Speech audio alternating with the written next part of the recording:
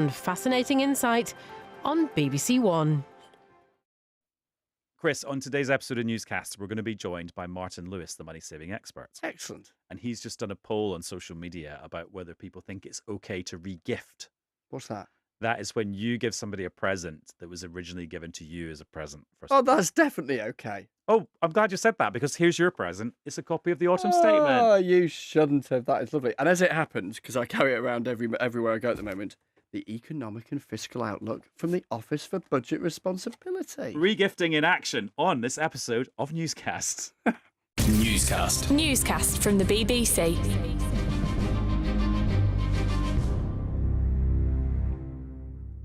Hello, it's Adam in the studio. And it's Chris in the studio. And as promised, we're joined by the money-saving expert, Martin Lewis. Hello. Hello, in the studio. In the studio. Last time you were down the line from your own studio. Yes. The TV show. Yes. It has more viewers than our TV show, so thank you. It has more viewers than any current affairs show on the television if we're showing off. Oh, Just saying. If you listen to the Autumn Statement, which Jeremy Hunt delivered this week, you think, oh, cost of living crisis, it's kind of gone. But today there's a reminder that there are real cost of living pressures, and it's from the energy price cap, which has been set at a new higher level by Ofgem. Give us your take. Yes, so it's going to be 5% higher in January. It's actually a bigger rise for gas and electricity, 7.6% rise on gas, 4.6% on electricity. Now, we all knew this was coming because it's a published algorithm based on published data. So, I've been saying for a couple of weeks it's going up 5%. So the Chancellor clearly knew when he did his autumn statement. I think there's a few things you need to look at if we're being a bit more political in the analysis. One of the big conversations, and the reason the Chancellor had headroom, is because inflation is down and we've made the promise that we've halved inflation. Well, the October inflation figure was 4.6%. And one of the main reasons that was quoted for the drop in inflation in October was because energy bills have gone down. But that isn't true. Energy bills in October have gone up, and they will go up even more in January. And the reason why is because this time last year, every month from October to March, you got £66 to £67 off your bill. You do not get that this year. So let me do the maths for you for January. Very simple maths. This year, you will be paying £160 a month from January to March on typical usage. Last year, the rate you were charged was £198, but you had £66 taken off that. So you were actually paying £132. So even if I don't adjust for seasonal usage, which would make the gap even bigger, you're paying £28 a month more from January onwards this January than last January. And last January was the heating versus eating challenge winter. So it is interesting there's been no support for people on energy bills this winter. Of course, there's people on benefits and people with disabilities have had support. But the real problem is, as soon as you're just above the line where you get support, those are the people who are struggling desperately with effectively around £2,000 energy bills. And it's very difficult to combat that. And if you put that in the picture of what's going on in autumn, in the autumn statement, it takes a chunk of the money out. Do viewers of your TV show and subscribers to your weekly email know that that's coming? Now, there's a lot wrong in energy bills. There's a lot wrong. I mean, first of all, the standing charge is an outrage. It's a moral hazard. The fact you pay £300 a year just for having the facility of gas and electricity. The fact that some of our vulnerable old people who turn their gas off in the winter because they only use it for heating are still paying 30p a day is a systemic fail by Ofgem, the regulator. It's actually a fail of our political process, if you forgive me explaining why. Please do. Most people want the standing charge down, because it's a moral hazard. If you're paying £300 a year, if you're a low user, you can't really cut it much more and get your bill down too much. So it's anti-environmental and it hurts people on the lowest usage. The reason some charities object to it coming down is because there are a few vulnerable high users with disabilities or other issues, medical issues, that they need to have a lot of energy use. Now, the standard solution, what we should be doing in a joined-up world, is Ofgem should be reducing the standing charge and putting it on the unit rate, and the government should be introducing separate protections for vulnerable high users. But they don't work together. And so we can't have in concert. So Ofgem say, well, we can't reduce the standing charge because of the vulnerable high users. And you talk to government. Well, I talk to an energy minister and then they keep changing. It's like watching Doctor Who. Every time you try and have a meeting, you start to get somewhere, they regenerate. And so it's very difficult to work that out. And then we were promised a social tariff, which I've been going on about for 10 years. Because I always say in energy, we have to discriminate between who is a legitimate victim of competition and who's an illegitimate victim. So I shall use you, if you forgive me as name. If you two were paying more because you didn't switch, it's your problem. If a Like we struggling live together. Yeah, exactly. If a struggling 90-year-old grandmother with onset dementia is paying more, she's paying more to boil the kettle than I am. That's all of our problem. So we have to have a social tariff for those people, which could have had a lower standing charge. That was promised. It was going to come out in September, but we've had a deafening silence. They won't talk about it. I, alongside many of the other energy and consumer and debt charities, we've written to the government to say, where's the social tariff? And do they not give you an explanation? No consultation. It was meant to come out in September. It was meant to be in at the beginning of next year. In a big picture sense, Martin, what fascinates me about your analysis is a gulf between the experience for a lot of people with the energy bills to come and where the political conversation seems to be, as Adam was reflecting, hinting at or giving the impression that whilst things might still be difficult for lots of people, things are on the up. Well, it's interesting. One of the biggest problems with the energy bill intervention, which many people know I was vociferously behind last year because I was generally worried about people dying, which is something to worry about, isn't it, I suppose, is that the government didn't feel it got credit for it because of the mechanisms it used. So I think that's one of the reasons we haven't had intervention this year, because people saw lower bills, but they were still higher bills. Your bills were lower than they would have been otherwise, but they were still higher. And you hear that irritation, actually, from ministers in the context of the autumn statement, where the tax burden's at a historically high level, etc., and they say, yes, but remember the cost of furlough and remember the cost of the energy intervention, even though, as you say, very few people will offer them credit for it. Which is interesting, why I think the government had an epiphany, which is my clever joke, if you work it out in a minute. I'm very proud of it. If anybody gets it, write it on a postcard. That it decided to do the national insurance cut for employees on the 6th of January. I know, energy price... I'm No. trying to work out if it's an acronym. Epiphany sounds like a new energy company that's going to go Epiphany bust is a Christian soon. festival on the 6th of January. There we go. I was wondering if it was an acronym for energy price. I was quite- something. It was a nice joke, and I'm Jewish, so, you know, so I was very proud of myself for getting that one. So anyway, January the 6th, yeah. But what I was very interested, so obviously in the statement, we're bringing it forward to the 6th of January because we want to do it earlier. I don't think that's the reason. My view is, if you do changes on the 6th of April, everything's changing. Broadband prices are going up, mobile's going up, council, everything changes. So your bill, your whole financial stratosphere is changing. So the fact that you're getting a 2% cut in your national insurance in your pay packet, you don't notice. It kind of gets lost. But if you do it on the 6th of January, when nothing else is changing, the only change out there, you as government in an election year are able to say towards the end of January, look at your pay packet. Look how you are getting more this month than last month. That is because we cut national insurance. Put that out on social media and on billboards. So they've done and it as a discrete, timed event, in my view, so that it will have traction, because many of the interventions they've done in the past, while they may have worked in the public pocket, they haven't worked in the political credit arena. And also, it's a miserable time of year when nothing else is really happening either. So they'll have, like, the pitch will be theirs.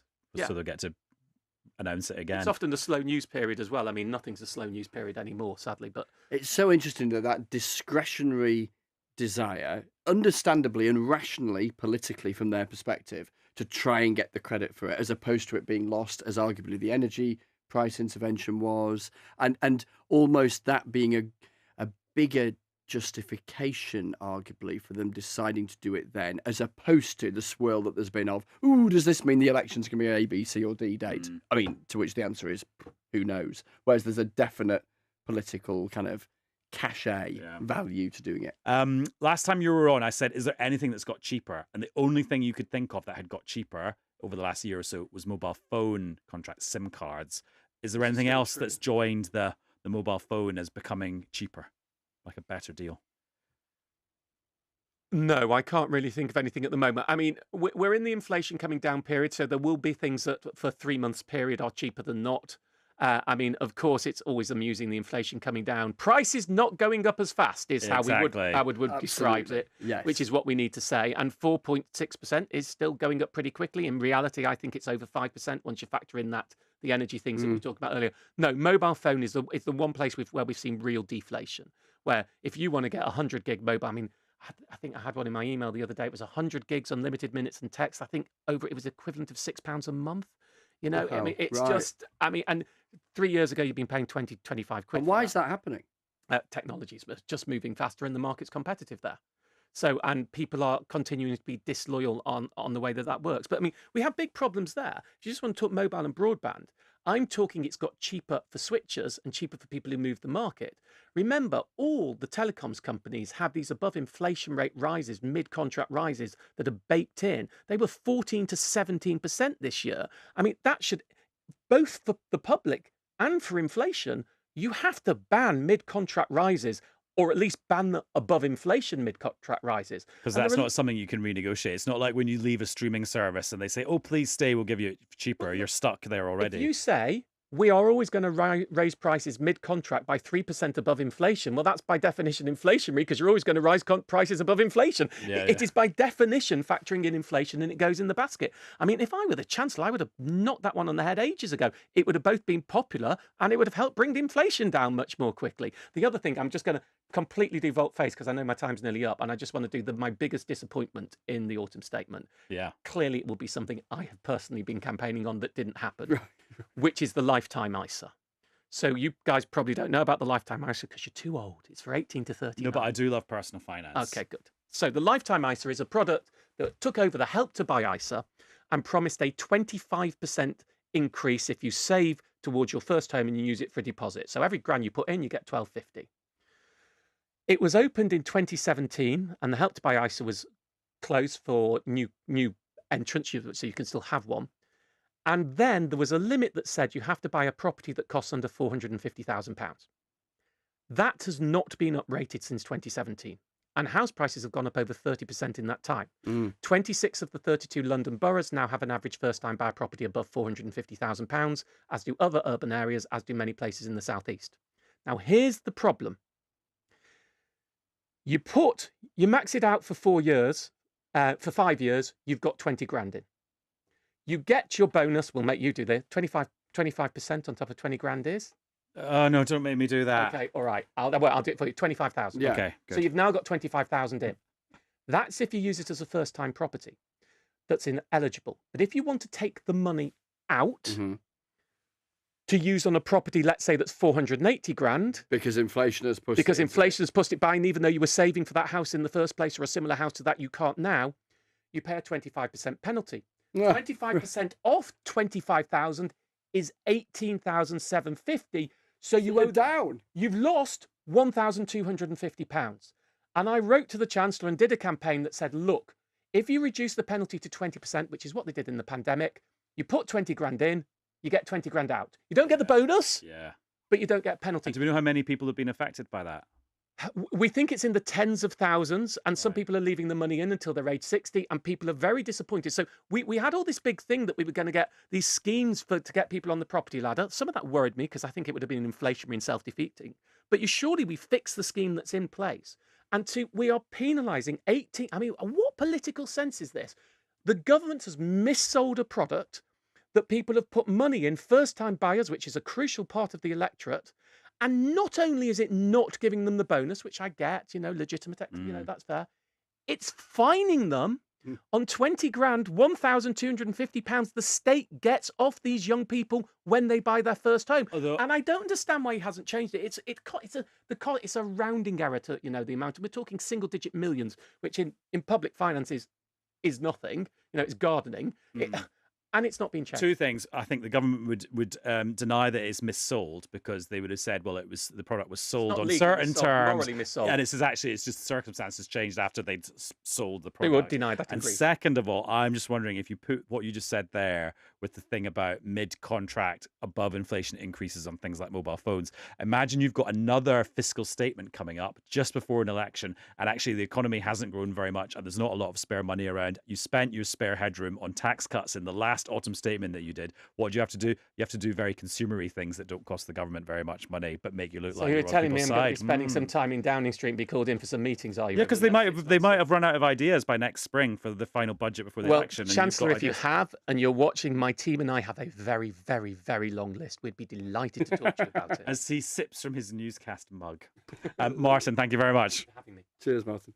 Now, for something completely different, you've been out and about talking about migration today, haven't you? I have. I've been in Windsor in Berkshire talking to some Conservative activists about the party's record on migration over 13 years and different policies and all that kind of thing. And a really interesting kind of range of voices of people in the party, but quite happy to be quite candid about how they feel that they've done, but also a range of views about what you need to do on immigration. And actually, it kind of reflects, I think, that kind of national conversation you have on immigration, where people will have strong views. There's the economics, there's the numbers, there's sentiment, that different parts of the UK will have different views. Yeah. And it's really difficult. And now, after Brexit, there's a clarity, which is that Westminster's in charge of This is migration. all a choice. It is all a choice. And people can get angry or enthusiastic or whatever about these numbers today.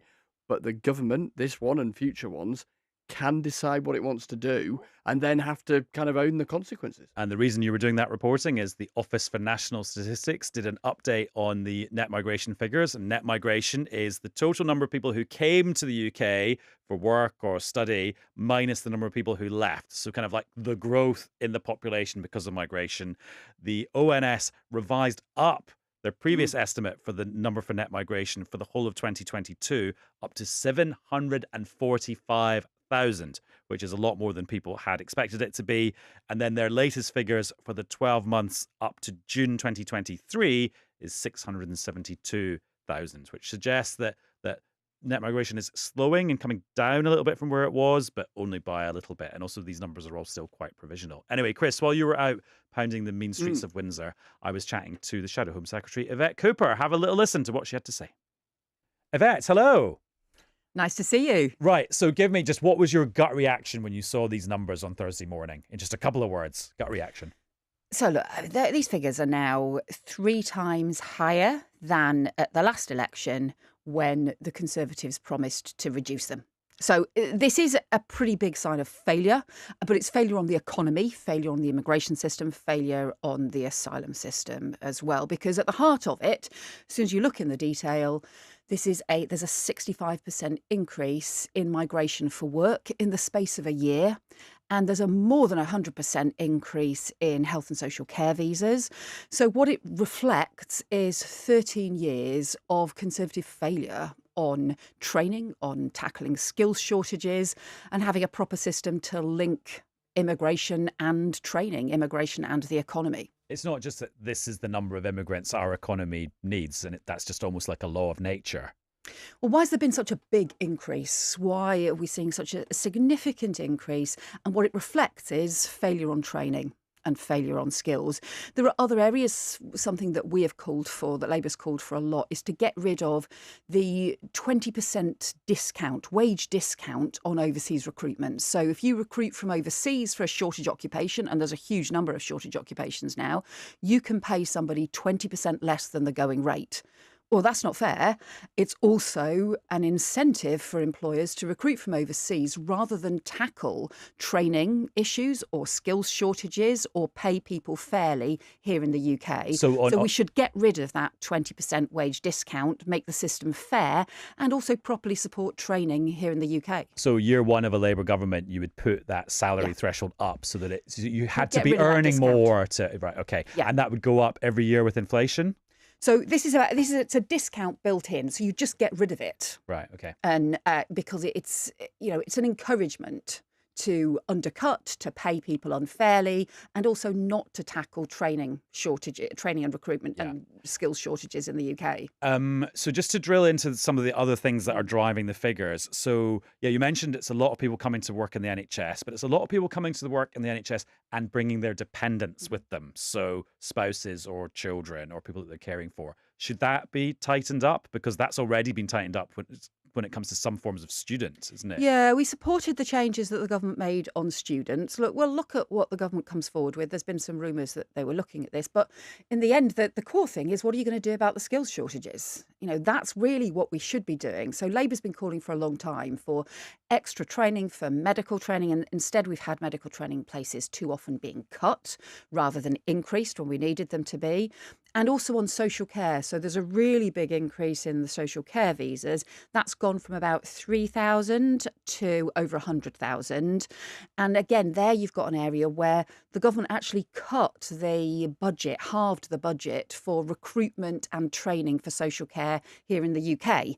So that's, you're seeing there's the link between all of those things. What we want to see is proper fair pay agreement for social care, a proper workforce plan around social care. What's kind of like the Labour argument when it comes to the next election? Is it that migration is too high and we will get it down? Like what's the kind of the Labour message as opposed to just bashing the other side message? Sure. Well, as I said, immigration is going to always be important, but it has to be properly controlled and managed. The system has to be fair.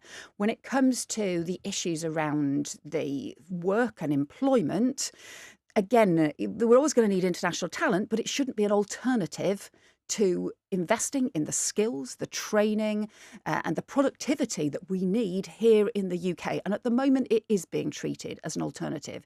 We do think that net migration should come down, but we want to see a proper system where the immigration system is linked to skills and training. The points-based system isn't at the moment. So you could have an occupation, maybe engineers, for example, on the shortage occupation list for decades. And nothing's ever done about the fact that actually we really should be recruiting, training more engineers, and nothing's done about it. You were non-specific on the numbers, other than on the direction you want to see them coming down. Your boss Keir Starmer said they're shockingly high today. Is that a description you would use as well? Yeah, but I think the reason on terms of, we've said, yeah, they should come down. They are really unusually high. It's a sort of extraordinary set of figures. Now, there has been obviously the issues around Ukraine and Hong Kong, where rightly the UK has done its bit to help people fleeing conflict and persecution. But that was not being repeated. The Ukraine was obviously not in this year's figures. Those numbers have been coming down. Yeah. But that's why what's been happening in the most recent figures, because we would have expected really the figures to be coming down much further by now after what happened with Ukraine. And instead what we've seen is this very big increase in visas, work visas taking place. And that's why this goes to the heart of the issue about the failure on skills, the failure on training. And that is just bad for our economy. It's bad for productivity. The fact that, we've still not got proper systems for training and tackling those shortages. Let's talk about yesterday's big story, although it's going to be a big story for the next few months, the autumn statement. I was listening to Rachel Reeves, the Shadow Chancellor, on the radio this morning. And so she's in favour of the cut to national insurance. She's in favour of making the business investment tax break permanent. She seemed okay about the fact that this is all based on like quite tight public spending plans into the future to pay for it all. What are you guys as the opposition actually opposing in the autumn statement? Well, what we're highlighting is that this is 13 years of really low growth, of, the complete neglect of the cost of living crisis from the Conservatives, and that's why the whole country's paying the price.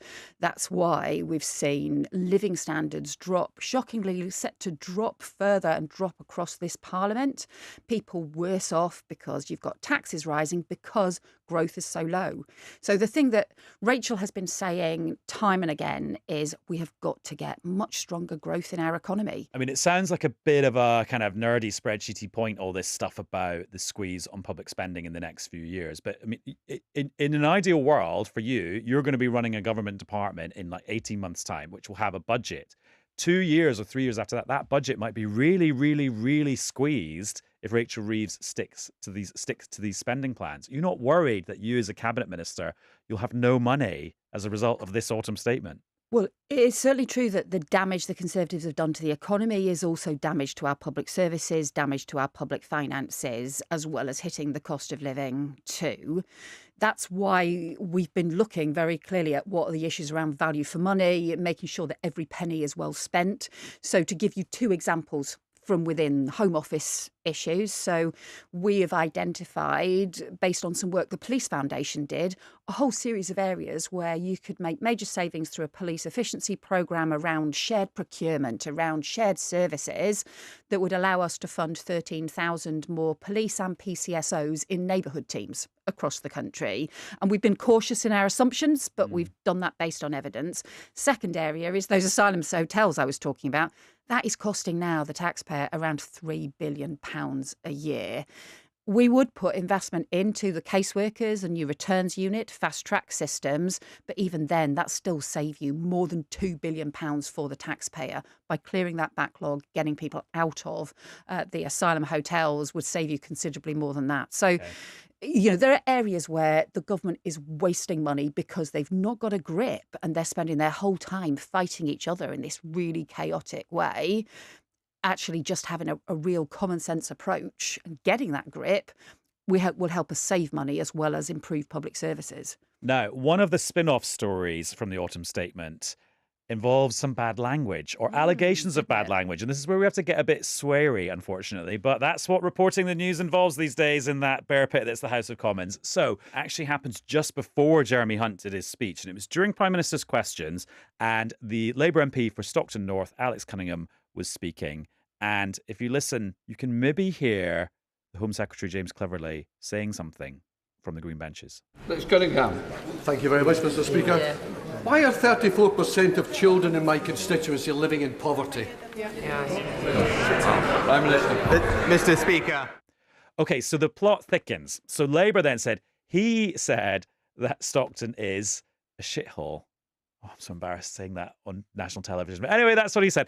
He's accused of saying. James Cleverly denied it, but he's now, or sources close to James Cleverly, and I'm now going to say the S word again, have said, no, he was saying it's because it's got a shit MP. Where do you think that has left us in that whole debacle? Well, you just couldn't make it up, could you? I mean, he's not been Home Secretary for 2 weeks. And he's already managed to pick a fight with a northern town, say insulting towards a fellow MP.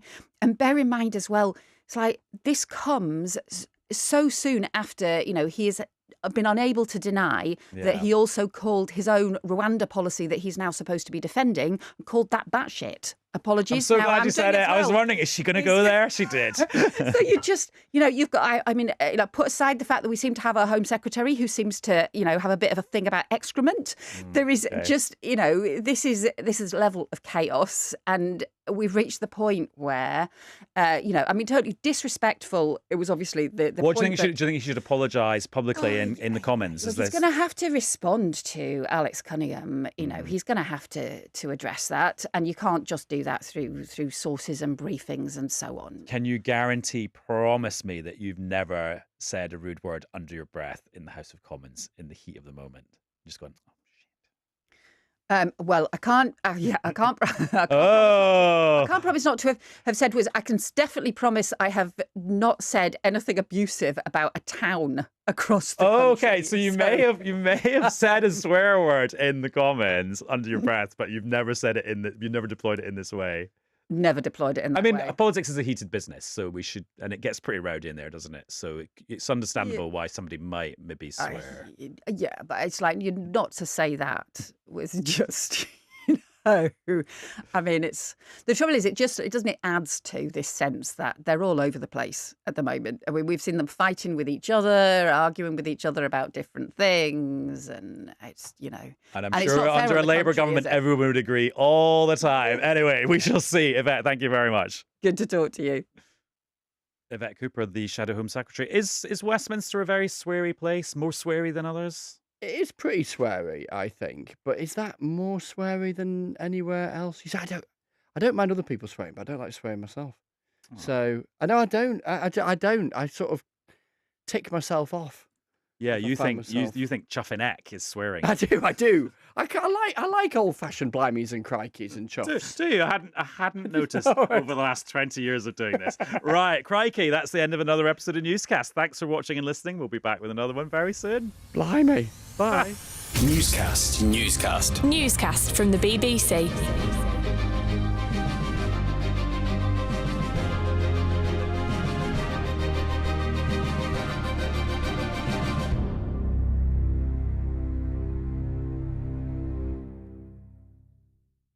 With public trust in the Met Police at a record low.